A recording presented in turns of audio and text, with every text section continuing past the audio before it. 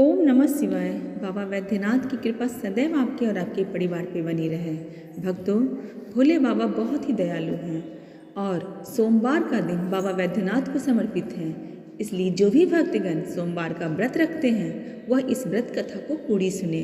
सदैव बाबा वैद्यनाथ आपके और आपके परिवार पे अपनी कृपा बनाए रखेंगे। एक नगर में एक साहूकार रहता था। उसके घर में धन की तो कोई कमी नहीं थी, लेकिन उसकी कोई संतान नहीं थी। इस बात से वह बहुत दुखी रहता था। संतान प्राप्ति के लिए वह हर सोमवार को व्रत रखता था और पूरी श्रद्धा के साथ शिव मंदिर में जाकर भगवान शिव और माता पार्वती की पूजा करता था। उसकी भक्ति देखकर एक दिन माँ पार्वती प्रसन्न होकर भगवान शिव से साहूकार की मनोकामना पूर्ण करने की निवेदन की। पार्वती जी के आग्रह करने पर भगवान शिव ने कहा कि हे पार्वती, इस संसार में हर प्राणी को उसके कर्मों का फल मिलता है और जिसके भाग्य में जो होता है वह उसे भोगना पड़ता है। लेकिन पार्वती जी ने साहूकार की भक्ति देखकर उसकी मनोकामना पूर्ण करने की इच्छा व्यक्त की।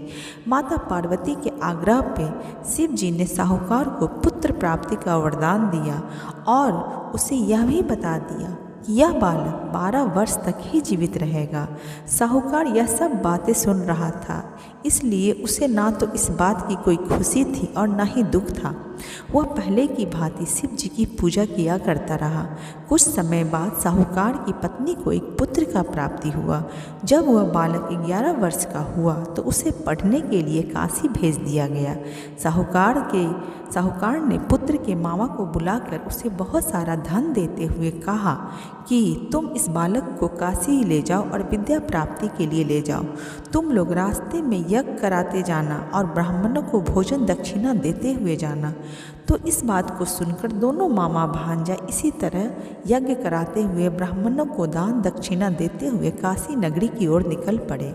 इस दौरान रात में एक नगर पड़ा जहाँ नगर की राजा की कन्या का विवाह था। लेकिन जिस राजकुमार से उस कन्या का विवाह होने वाला था वह एक आंख से कान्हा था। राजकुमार के पिता ने अपने पुत्र के कान्हा होने की बात को छुपाने के लिए सोचा, क्यों ना उसने साहूकार के पुत्र को दूल्हा बनाकर राजकुमारी से विवाह करा दूं। विवाह के बाद इसको धन देकर मैं विदा कर दूंगा और राजकुमारी को अपने नगर ले जाऊंगा। लड़के को दूल्हे के वस्त्र पहनाकर राजकुमारी से उसका विवाह करा दिया गया। लेकिन यह सब बात साहूकार के पुत्र को अच्छा नहीं लगा। साहूकार का पुत्र बहुत ईमानदार था, उसे यह बात सही नहीं लगी। इसलिए उसने अवसर पाकर राजकुमारी के दुपट्टे पे लिखा कि तुम्हारा विवाह तो मेरे साथ हुआ है, लेकिन जिस राजकुमार के संग तुम्हें भेजा जाएगा वह एक आंख से कान्हा है। मैं तो काशी पढ़ने जा रहा हूँ। जब राजकुमारी ने अपनी चुन्नी पर यह लिखी बातें पढ़ी तो उसने अपने माता पिता को यह सारी बातें बताई। राजा ने अपनी पुत्री को विदा नहीं किया, फिर बारात वापस चली गई। दूसरी ओर साहूकार का लड़का और उसका मामा काशी पहुँचे और वहाँ जाकर उन्होंने यज्ञ किया। जिस दिन लड़का 12 साल का हुआ उस दिन भी यज्ञ का आयोजन था। लड़के ने अपने मामा से कहा कि मेरी तबीयत कुछ ठीक नहीं है। तो मामा ने कहा कि तुम अंदर जाके आराम कर लो। शिव जी के वरदान अनुसार कुछ ही देर में उस बालक के प्राण निकल गए। मृत भांजे को देख उसके मामा ने बहुत विलाप करना शुरू कर दिया।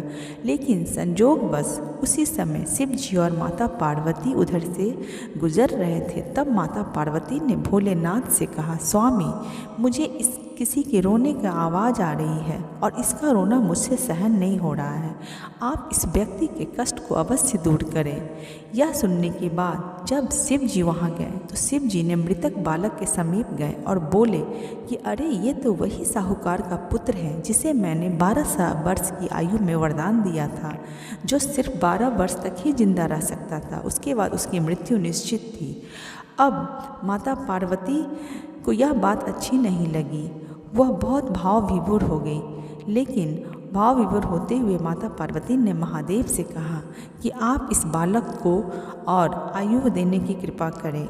इस बालक को जीवित करे, अन्यथा इसके वियोग में इसके माता पिता की भी मृत्यु हो जाएगी और वह तड़प तड़प कर मर जाएंगे। माता पार्वती के पुनः आग्रह पे भगवान शिव ने उस लड़के को जीवित होने का वरदान दिया। शिव जी की कृपा से वह लड़का जीवित हो गया। शिक्षा पूरी करके लड़का मामा के साथ अपने नगर की ओर वापस चल दिया। दोनों चलते चलते उसी नगर में पहुँचे जहाँ उस लड़के का विवाह हुआ था। उस नगर में भी उन्होंने यज्ञ का आयोजन किया। उस समय जब वह नगर में यज्ञ का आयोजन किया और वहाँ पहुँचा तो उस लड़के के ससुर ने उस लड़के को पहचान लिया और महल में बहुत ही सम्मान के साथ महल में ले जाकर उसकी खातिरदारी की और अपनी पुत्री को विदा कर दिया। उसके बाद उधर साहूकार उसकी पत्नी भूखे प्यासे रहकर बेटी की प्रतीक्षा कर रहे थे। उन्होंने प्रण रखा था कि यदि उन्हें अपनी बेटे की मृत्यु का समाचार मिला तो वह भी प्राण त्याग देंगे, परंतु अपने बेटे के जीवित होने का समाचार पाकर वह बेहद प्रसन्न हो गया। और उसी रात भगवान शिव ने साहूकार को स्वप्न में आकर बोला कि हे सृष्टि, मैंने तेरे सोमवार व्रत करने और व्रत कथा सुनने से प्रसन्न होकर तेरे पुत्र को लंबी आयु प्रदान की है। इसी प्रकार तुम उठो और अपने पुत्र से मिलो और देखो तुम्हारा पुत्र तुम्हारे सामने है। इस तरह वह साहूकार बहुत खुश हो गया और अपनी भक्ति भावना भगवान भोले के शरण में हमेशा लगा के रखा। महादेव ऐसी कृपा सब पे करे। इसी प्रकार जो कोई सोमवार का व्रत करता है, कथा सुनता है और पढ़ता है, उसके सभी दुख दूर हो जाते हैं और सबकी मनोकामनाएं पूरी हो जाती है। बोलो ओम नमः शिवाय। आरती के लिए सब लोग तैयार हो जाएं और हमारे साथ आरती करें। ओम जय शिव ओंकारा, प्रभु जय शिव ओंकारा, ब्रह्मा विष्णु सदा शिव, ब्रह्मा विष्णु सदा शिव, अर्धांगिनी धारा। ओम जय जय शिव ओंकारा, एकानन चतुरानन पंचानन राजे, हंसानन गरुरासन, हंसानन गरुरासन, वृषवाहन साजे।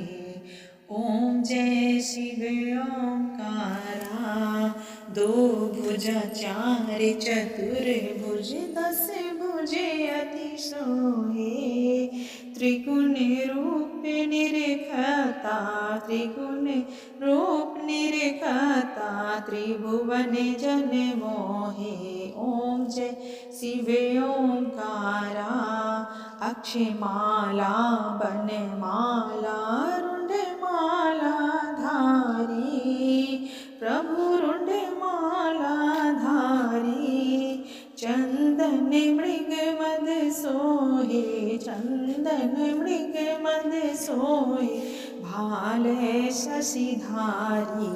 ओम जय शिव ओंकारा, श्वेतांबर पीतांबर बाघांबर अंगे, सनकादिक गरुणादिक, सनकादिक गरुणादिक, भूतादिक संगे। ओम जय शिव ओंकारा, कर के मध्य कमुंडल चक्र त्रिशूल धरता, जग करता जग भरता, जग करता जग भरता, जग संहार करता।